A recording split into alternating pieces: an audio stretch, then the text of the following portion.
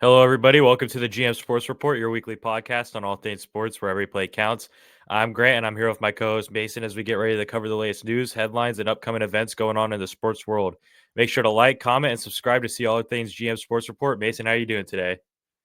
I'm doing good, Grant. How are you? I'm doing pretty good, man. Yeah. So we're just gonna jump straight into it with our hot takes of the week. So, Mason, what's your hot take this week? So my hot take is it could play out, but we'll see. Is that the Cavaliers are peaking a little too early. I know every team's kind of got their pros and cons of everything. They're starting off, very hot, 15-0.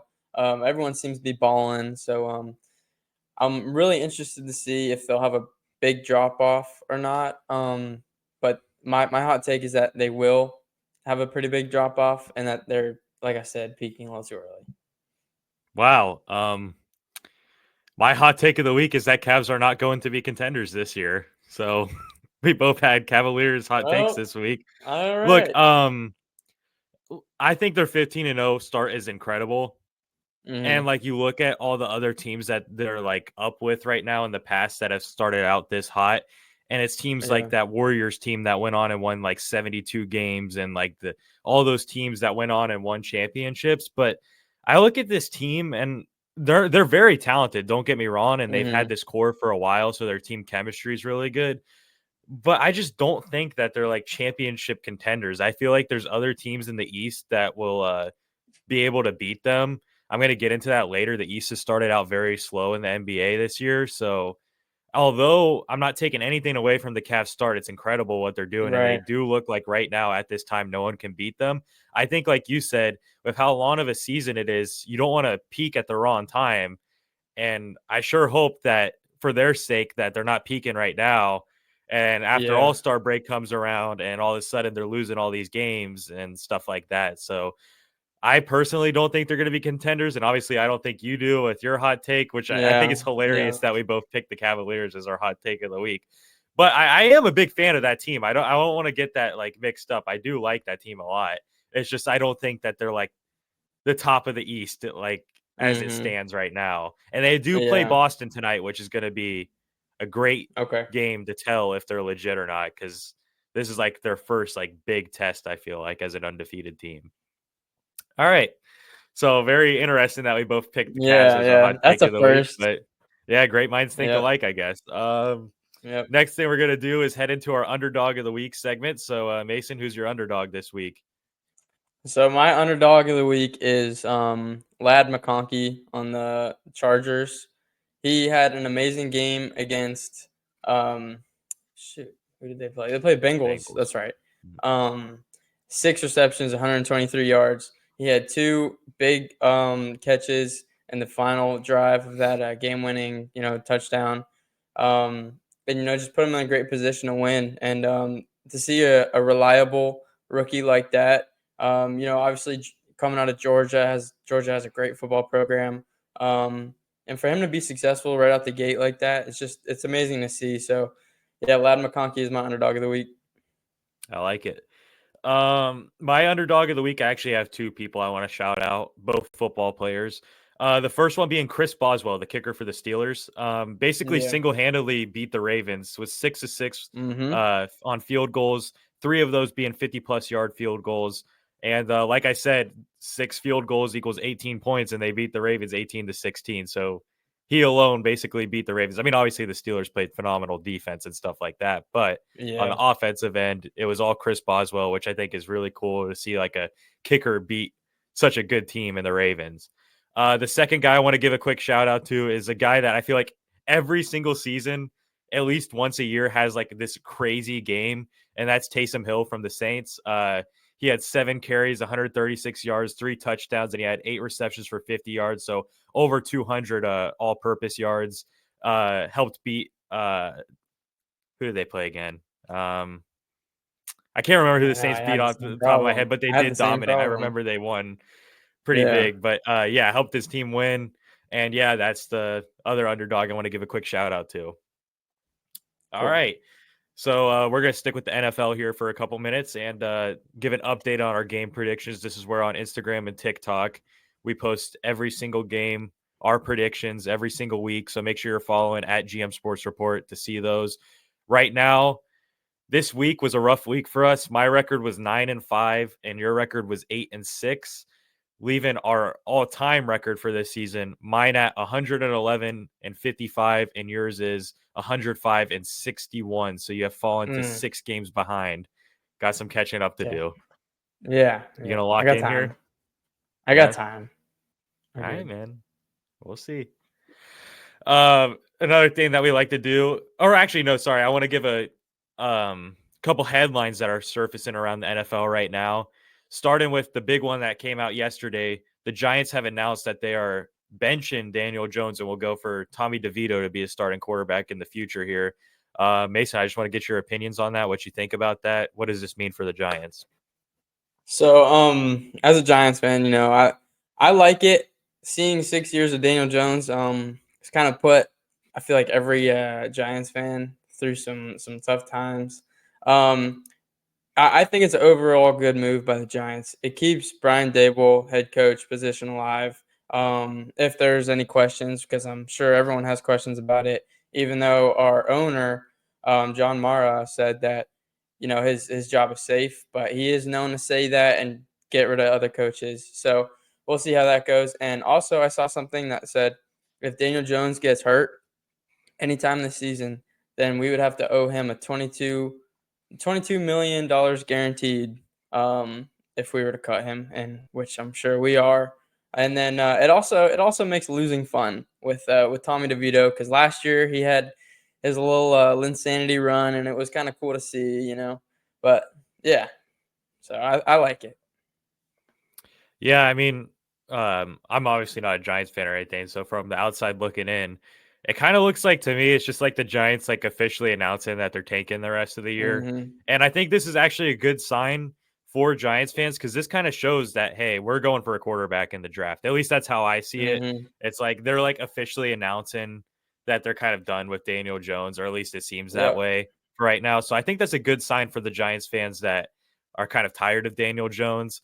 Like you said, I think if you're a Giants fan, you should be a little excited. That Tommy DeVito run last season was really fun to watch for all NFL fans, let alone Giants fans. So I know a lot of people are joking around about Tommy DeVito versus Cooper Rush on Thanksgiving Day. That's gonna Hmm. be interesting to see. So yeah, I think I think as Giants, if you're a Giants fan, you're kind of looking at the season like, hey, we're definitely not winning anything this year, and we're probably trying to get a high draft pick, so we might as well have fun while we're doing it. So yeah, I kind of like the Yeah. move. Yeah, Um, another quick thing too, yeah, before we get into the next segment, is that hopefully he doesn't go on a tear, kind of like he did last year, and win 3 games. Because ultimately that could have been the difference between us sticking with Daniel Jones or getting Jaden Daniels. So mm, um, that's another big thing. And also, I just got an announcement saying that Jets just fired their GM Joe Douglas. So that's wow. some also pretty big Yeah, news that's for that's New York pretty big news. The sports. GM for sure. So now the head coach is Yeah. gone, the GM's Yep. gone. Wow. Mhm. I mean, Looks look, like they just lost to the Colts, so yeah, they're cleaning house up top, and I think that's kind of where, like we've been saying all season, their biggest problems have been. So for them to be able to make some moves like this, I think it does give Jets fans some kind of hope that they're moving in the right direction. But I mean, we'll see. doesn't it feel a little too late though in your eyes? That's Um, how I for feel. this season, absolutely, but it's Yeah. definitely a right like a step in the right direction for what's to Yeah. come. So It's going to be interesting to see how their future plays out because you don't really know how much longer Aaron no, Rodgers yeah. has, and Mhm. you got the talented offensive weapons in Devontae Adams, Garrett Wilson, and Brees Hall. So it's going to be interesting. I do think that overall this is a good move to make. A little weird that they did it like in the middle of the season and didn't wait till the Yeah. off season, but they did just come off a very embarrassing loss to the Colts. So that's very interesting. Glad you Very. pointed that out. Yeah. Mhm. All right, so that's another headline, and then we're going to slide into the next big headline, which is the Chiefs have lost, so they're no longer undefeated, and at least until next season, the Dolphins are the only team in NFL history to have an undefeated season. So, Yeah, what's your thoughts on the Chiefs losing against the Buffalo Bills? Does this make the Bills the top in the AFC? Are the Chiefs going to be all right? What do you think? I don't think it changes, kind of who the top dog is. I still see them as number one. I do think, well, actually, I don't know because I like the Ravens a lot. So, we'll see. I knew kind of everyone knew that they were going to get caught at some point. Just to see a good team like the Bills be able to take them down. I mean, it was good to see. So, I mean, yeah, that's kind of really all I have on that. Yeah. I've been seeing this from the Bills for all season now. I think that they're definitely Hmm. like for some reason it feels like they're underrated. Like I don't see a lot of people talking about them. I That's think it's because true. they lost Diggs and stuff like Yeah. that. So there was like a lot of question. And as a Dolphins fan, it pains me to say, but I really do think they're like a really great team. And I would not be surprised at Hmm. all if they make the Super Bowl out of the AFC side. Hmm. I think that was a very impressive win they had against the Chiefs. And yeah, I'm interested to see what the AFC is going to look like. I think you kind of have like that three-headed snake at the top, which is the Chiefs, the Ravens, and the Bills. So it's going to be interesting to see how that plays out. For Um, sure. yeah. So now what we want to do is something we do every week in the NFL, which is just give our three takeaways from the previous week. So Mason, go ahead. What are your three takeaways? So my first takeaway is the Bengals situation. It Mm, it pains me. I've been an offensive player my whole life. And it's just to be able to see performances that Joe Burrow and Jamar Chase and just last week Chase Brown put up. It's just it's sad to see because you put everything out there. You're in these positions to win, especially in the fourth quarter when your defense is letting up all these points. And well, they started off leaving off all the points, and then your kicker can't make the two field goals that you need to potentially win the game. It feels like everything other than the offense is the problem. So it's really tough to see. And then the Steelers, continuing to find ways to win against some of the best teams in the league. Now 8-2, ugly game by Baltimore, absolutely ugly game, losing off of 6 straight field goals. But that Steelers defense is something to not mess around with. And then hmm a team I've been high on, and pretty much all the NFL has been high on, is the Detroit Lions. I think that they are the clear front runners for NFC champions. I really don't see any NFC team beating them this year, well, in the playoffs, that is. The only one that's close, I'd say, is the Eagles. They're the only ones that I think can compete. But still, I think the Lions just have that culture um, integrated in them, and they're just a much better team overall. So yeah, those are my three takeaways of the week. Yeah, I like all three of those. My first takeaway is that the Ravens' biggest threat is themselves. So let me break that Hmm. down. If you look at every loss they've had this season, it doesn't feel like the other team like deserved it in a way, but it also feels like the Ravens just kind of beat themselves. Whether it's their Hmm. making mistakes, their defense has let them down multiple times. And another thing that's not being talked about a lot, but I've seen like Ravens fans talking about is how terrible Harbaugh's sorry Uh-huh. clock management is. His clock management has been terrible, and it's actually lost them a couple of games now. So think that's pretty interesting. I do think that the Ravens' biggest threat is themselves. Number two also goes with this game is that the Steelers are legit. I said this last week, and now I really mean it since they just beat their rivals in the Ravens. They've kind of shown that they can win games on the offensive end and they can for sure win games on the defensive end. Hmm. They're a complete team, if you ask me. And I think Russell Wilson's getting more and more comfortable with that team. I think he loves George Pickens, and I think George Pickens is going to benefit off that. Najee Harris has looked good. I said that last week. So, yeah, I think the Steelers are a legit team this year. And then number three, I put that Bo Nix is the future for Denver. He's just been looking like he's getting more and more comfortable each week. This past week, he beat a playoff contender in Atlanta. They won 38-6, and he had 307 yards for 4 touchdowns, which is just very impressive. So yeah, I think that he's definitely the future for Denver, and Denver fans should be excited for him right now. So those are my three takeaways in the NFL. Nice. All right, so now we're going to slide over to the NBA. And what we like to do is kind of just point out a player of the week. So, Mason, who's your player of the week in the NBA this last week? So mine will have to be Orlando's Franz Wagner. Um, 30.7 points per game, almost 8 boards a game, and then 6 assists per game. Um, Orlando's kind of been like they've always kind of been like the underdog, especially this season. But they are off to an 8-6 start, so it's good to see that they're playing some pretty good basketball, and he's definitely a good reason why, a big reason why they're winning some games. So is Paulo, and just those guys are young and they're nitty and gritty, want to win.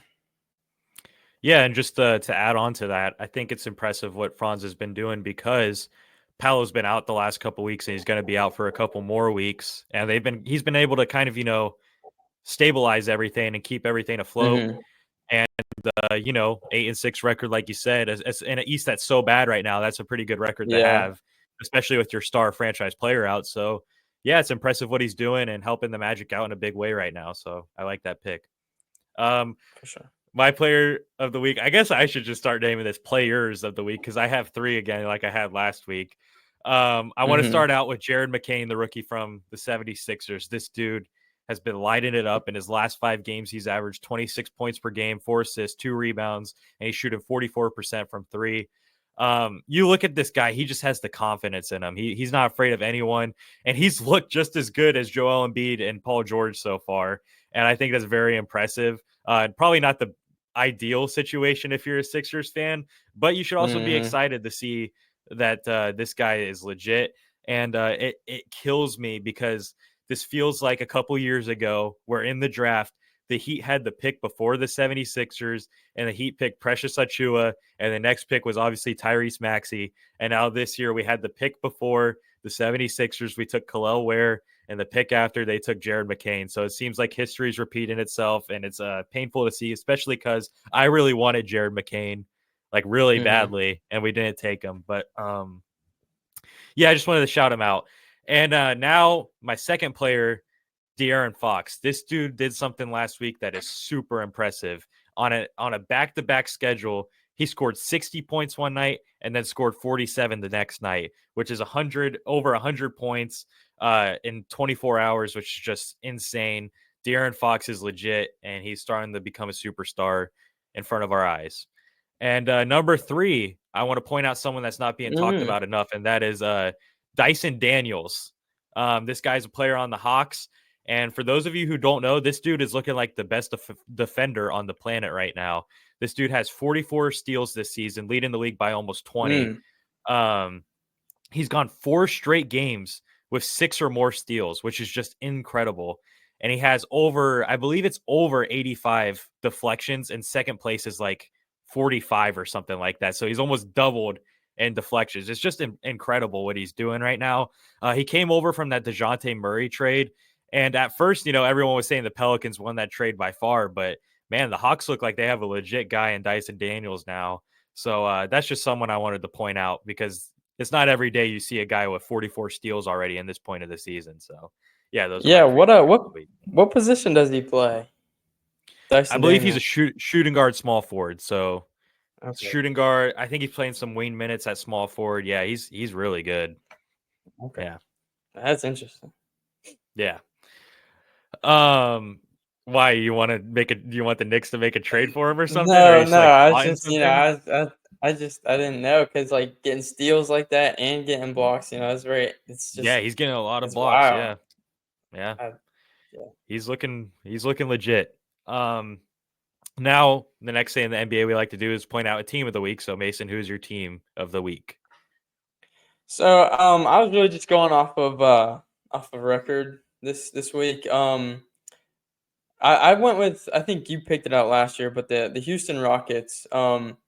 They're pretty much exceeding almost everyone's expectations coming into the season because I know they weren't on my radar, and I know, as you said last week, they weren't on yours. But just the way that they're able to come out with these wins, I think they're 10-5 now. Mm-hmm. It's just really interesting to see, and I'm really looking forward to see how they go on in the season. Yeah, I also originally picked the Rockets for my team of the week, but I also have another team that I'll get into. Yeah, Mm, 10-5. They've looked really good. They had a heartbreaker loss last night to the Bucks. Damian Lillard hit a game winner on them, but it's the Bucks, so nothing to hang your head on.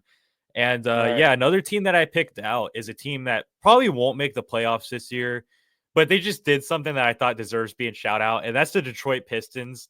Right now they're 7-9, so it's not like they're like some phenomenal team or anything like that. But they've won 7 games already this season, and you're ready for this stat? Last Mm. season, they did not win 7 games until February 7th last season. So they went almost like 3 whole months before winning 7 games, and they've already won 7 games.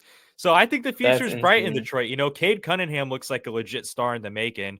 You got young guys like Jaden Ivey, and then you got some nice veterans like Tobias Harris over there, and Malik Beasley. They look like a pretty decent team and with a bright future. So I like their big man Jalen Duren, who looks pretty legit. So yeah, bright future for them. I just wanted to shout them out because I thought that was pretty crazy about Yeah, that's awesome. how last season was compared to this season so far. So taking steps in the right direction.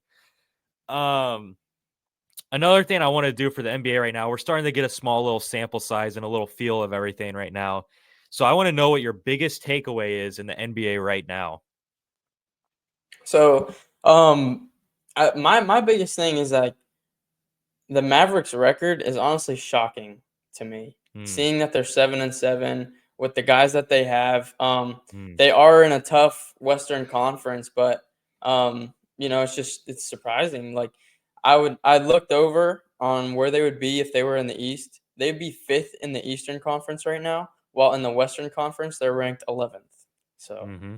that just kind of puts it I in a perspective on how crazy it is. I think that's a very good takeaway because to kind of piggyback off of that, another thing that they're terrible at is late game scenarios. They're like ranked last in clutch Mm, time, I'm pretty sure. And they've even lost a game to like Utah, who's like the worst team in the West. And they lost off of like clutch time minutes. So that's something very that's concerning crazy. for them. And that's something that sticks with you. Like clutch time Mhm. kind of defines what your team is going into the playoffs because at the end of the For day, almost sure. every playoff game is a clutch time game. So it's a little eye raising right now. I'm sure For sure. they'll Yep. figure it out. You know, got some new pieces this year, obviously with Clay Thompson and stuff like that. But definitely a concern and start for them. I like that takeaway. My takeaway is that just the Eastern Conference is in shambles right now. It is insane to see how bad the Eastern It Conference is. is. You kind of got this the Cavs on top, and you got the Celtics right behind them, and then after Uh-huh. that, it's just a fall off with like games separated Everyone's by like just one game. jumbled. Yeah. Yeah, it's crazy. Like it's Mhm. changing every single day. Like who's like in second or third, fourth, fifth. It's crazy to see. And I think for those teams that are like going to end up being contenders, like, the Knicks and stuff like that, I don't think you should worry that much. I think it'll straighten out. But it definitely is just Yeah. weird to see how slow of a start the Eastern Conference is because I thought coming into the season that the East was going to be significantly better than the West. And right now, the West is kicking butt on that side of things. So, It's yeah, it's very just how they interesting. picked it.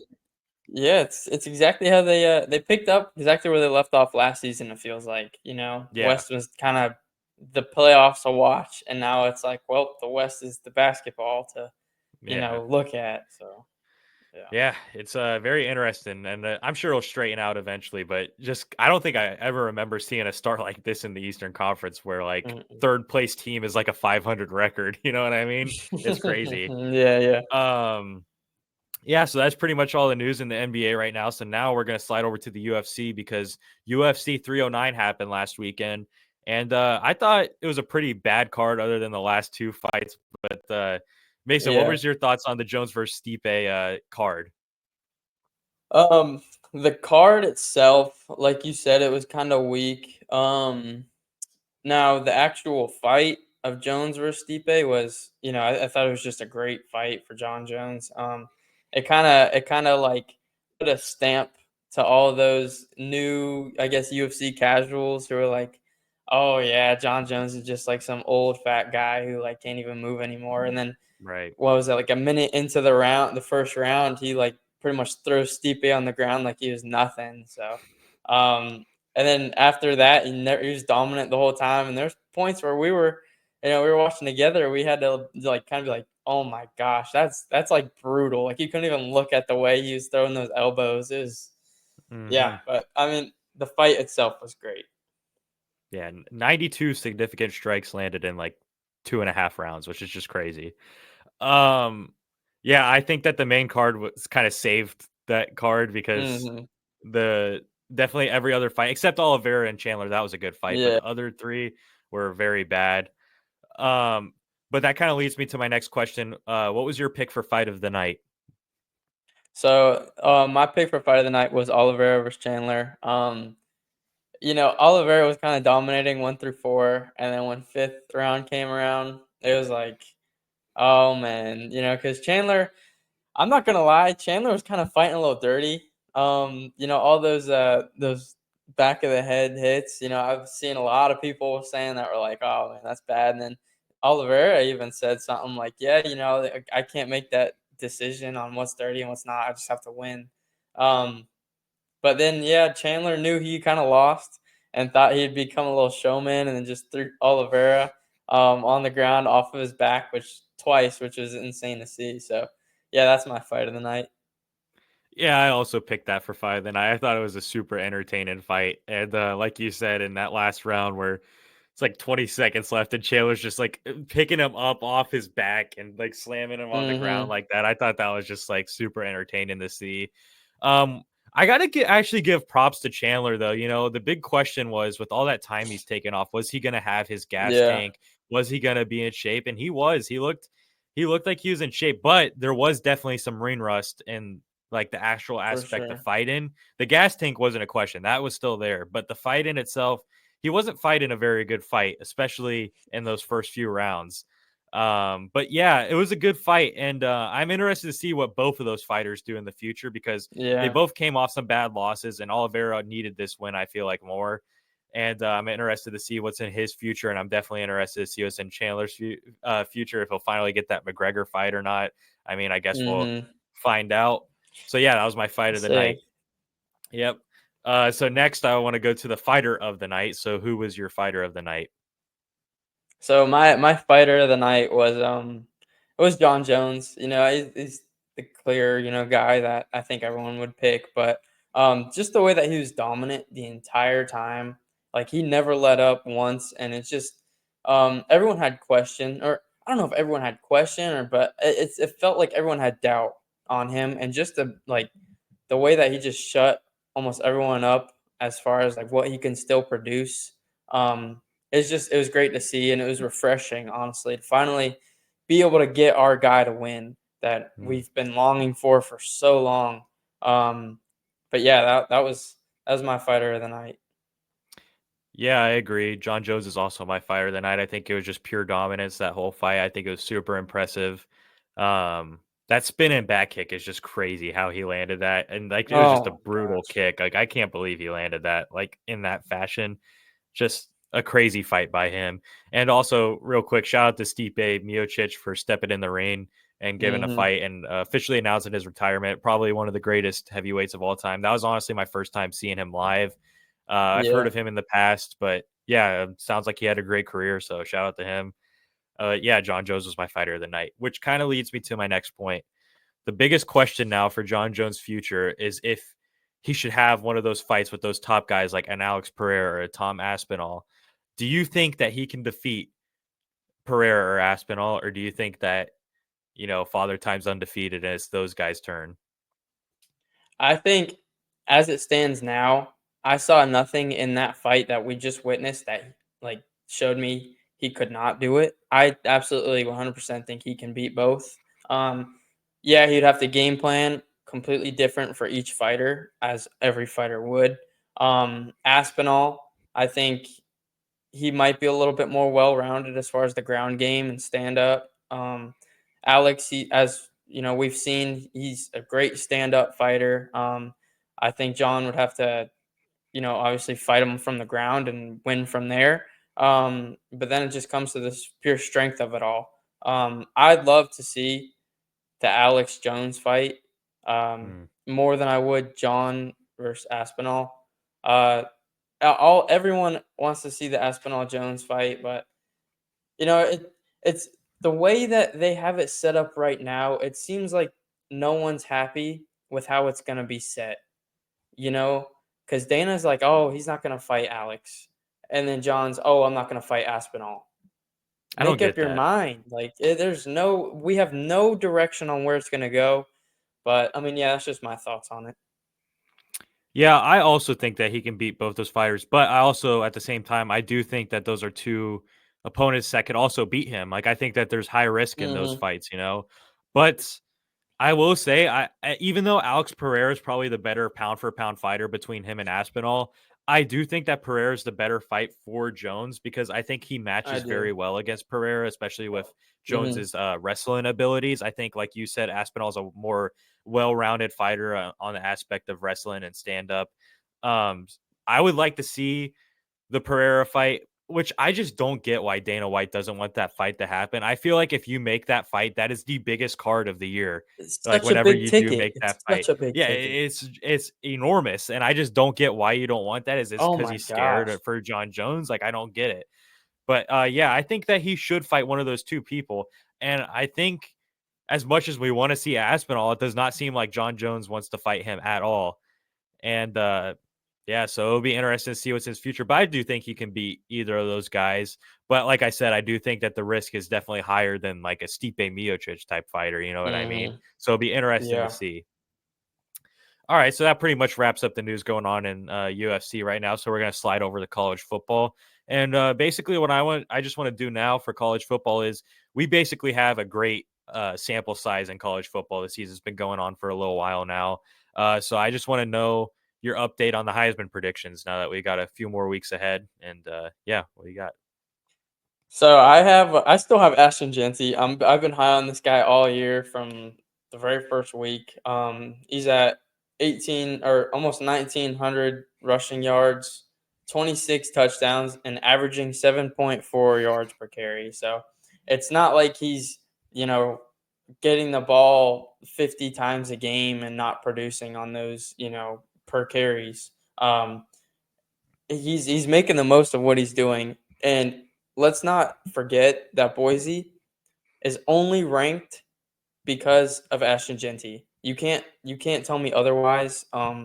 Just the way that he's put that program on his back and they're where they are now, it's just been phenomenal. So all doing this while taking multiple halves of games off. So if he wanted to really stat pad, his numbers could be up there in the 2,500 range, along with like 30 to 40 touchdowns. So, um, we haven't seen a guy like this since Barry Sanders, and people are going to keep comparing him to it, and he's rightfully Yeah. able to be so. So, yeah, he's my Heisman still.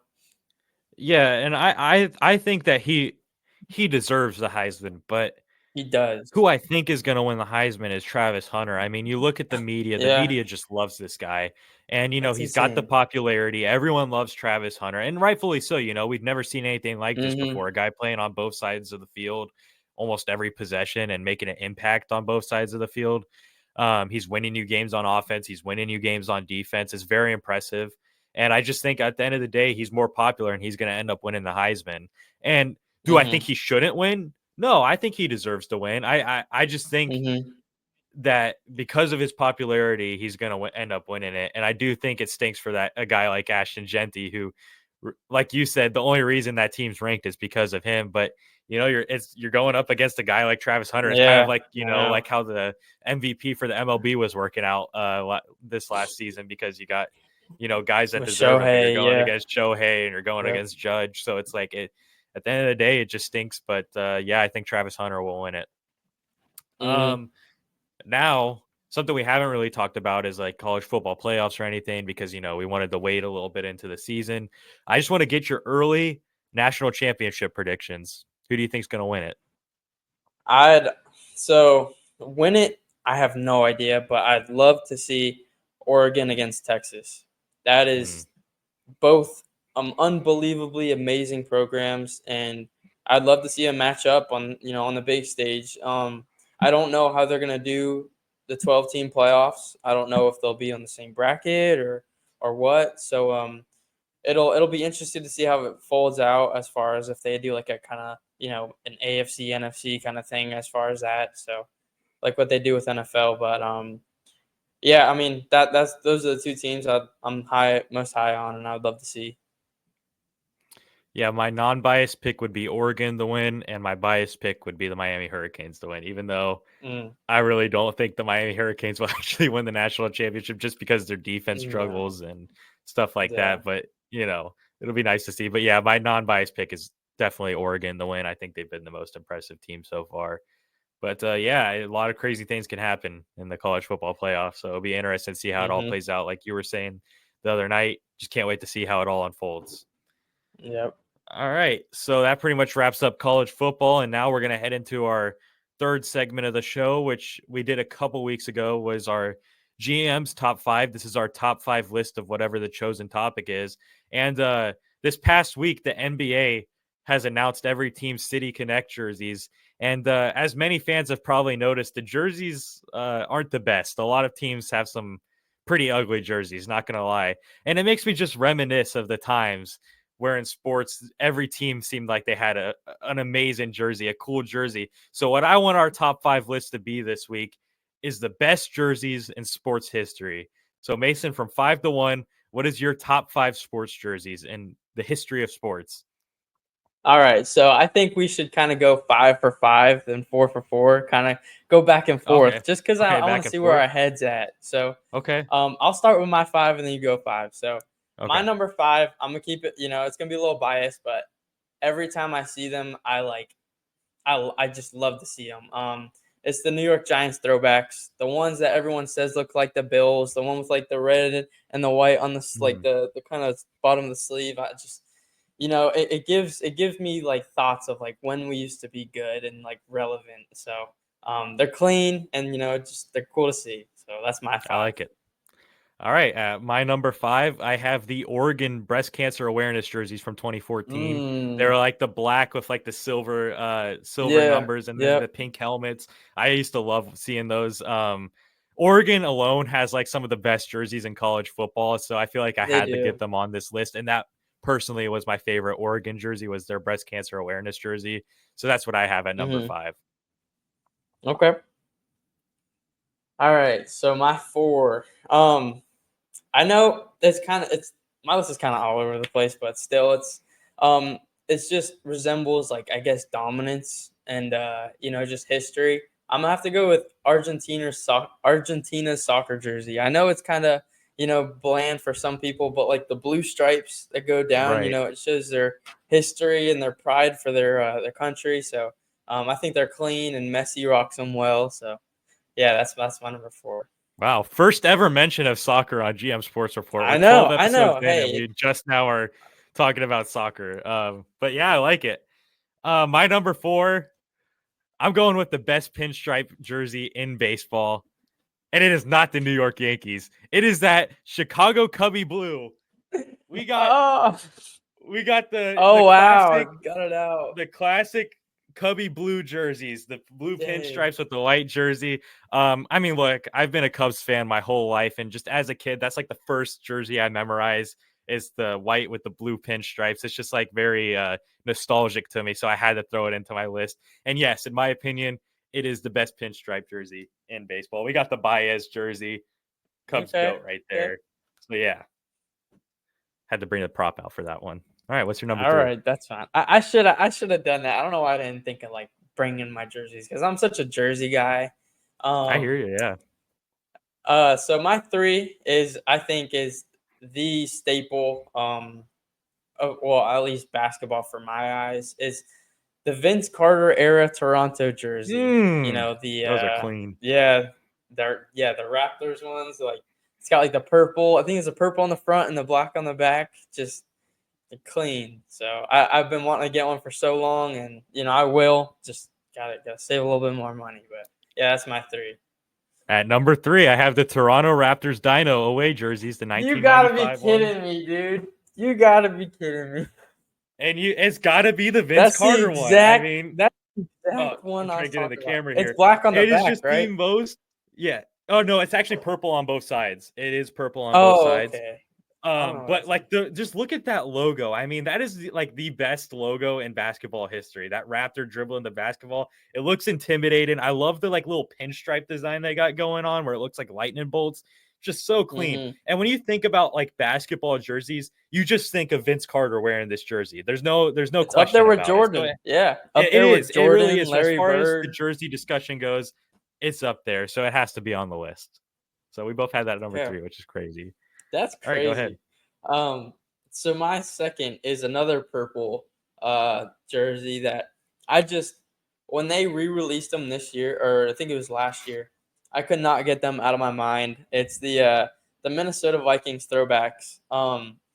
They're clean to me, and I don't know what it is. I just have like this weird obsession with it, and like just seeing like Justin Jefferson wear them, it's like dang, he's got like swag and like he's rocking those kind of jerseys. Like it's just sick. So yeah, that's my number two. Yeah, my number two is also another football jersey. I think these are the best uniforms in football. It is the all white Bengals uniforms. I just love those. They look Okay. so clean and so crisp.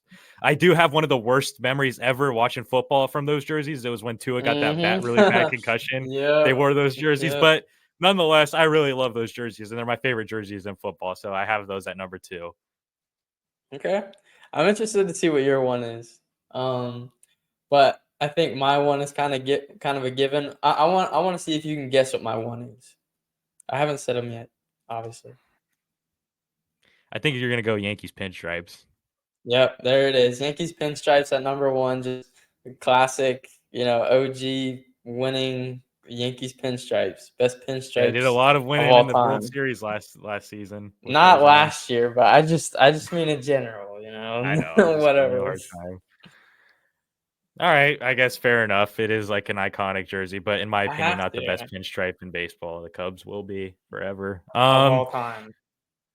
My number one is the greatest jersey to ever exist. And this is completely biased because I picked the Okay. 2019 Vice Wave Miami Heat uniforms. I mean, come on. This is the cleanest jersey. Like the light blue with the pink numbers. That whole Vice wave they did for like that 4-year period, and not to mention this was the first year that Jimmy Butler was on the Heat, and we went to the finals with these jerseys. You got Tyler Hero's rookie season in this uniform, some iconic moments. The 76ers game where Jimmy pokes the ball free from Joel Embiid and kicks it out to Hero, and Hero hits the game winner. Just so many fun moments with these uniforms. It's only right to put him at number one. I think it's the coolest concept of any jersey, and it's from complete biasness because I'm a biased Oh Heat fan, yeah, but it'll you always have to. be my number one jersey, and I don't think it'll ever be topped. I don't think you could ever top it. It's number one for me. I respect it. Yeah. I respect I it. think I those are thought you were pretty gonna good go. list, you know? What'd Yeah, you I think I was thought you were gonna gonna go? go the Dolphins throwbacks. I I don't wanted to know put why. them on there. I really did, and they were about to be my number five, but I feel like that would have made 3 out of my 5 my teams, and that would have made it like way too Yeah, biased. that's fair. So I'm I kept it surprised no out of one there. picked creamsicle. I thought you were gonna pick the I almost creamsicle. That's picked why I that didn't too. pick them. I You didn't pick know, them. That's why. maybe we'll need a part two to this series. I think I could We see that in the definitely future can. because there's so many jerseys that weren't mentioned that deserve to be mentioned. But Maybe I we think that can was do a like good start. iconic. Next Yeah, time yeah, we'll for do like sure, for iconic sure. jerseys. Yeah, yeah, All right. I agree. I think we did a pretty good job though. Yeah, that was All sick. right, well that pretty much wraps up this episode. So thank you guys for tuning in to this week's episode of GM Sports Report, where every play counts. Please make sure to like, comment, and subscribe to be able to see our weekly episodes on all things sports. For additional content, check the description to see links to our Instagram and TikTok account. This is Grant and Mason signing off for now. Have a great week, everybody. Thank you guys.